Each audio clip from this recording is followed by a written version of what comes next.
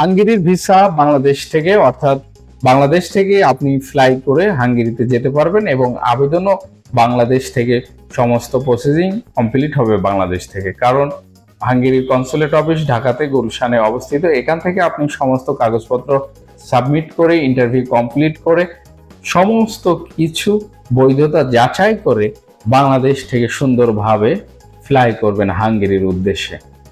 এখন হাঙ্গেরিতে যাওয়ার জন্য প্রয়োজন হবে প্রথমত হাঙ্গেরির একটি বৈধ কোম্পানিতে, বাংলাদেশের যারা প্রকৃত পক্ষেই হাঙ্গেরির জন্য কাজ করছে এমন একটি ভালো এজেন্সির মাধ্যমে ওই দেশের একটি কোম্পানিতে জব আবেদন করতে হবে। জব আবেদন করার পরে যখন আপনার পারমিট চলে আসবে, পারমিট আসার পরে আপনারা এম্বাসি ফেস করবেন, অন্যান্য যে প্রস্তুতি রয়েছে সমস্ত কিছু কমপ্লিট করে হাঙ্গেরির উদ্দেশ্যে রওনা করবেন।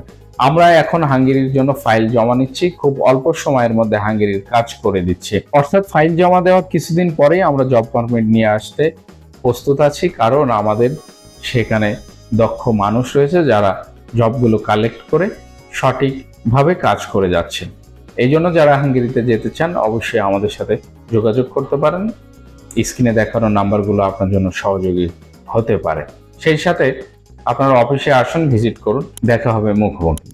ভালো থাকবেন, ভালো রাখবেন। খোদা হাফেজ।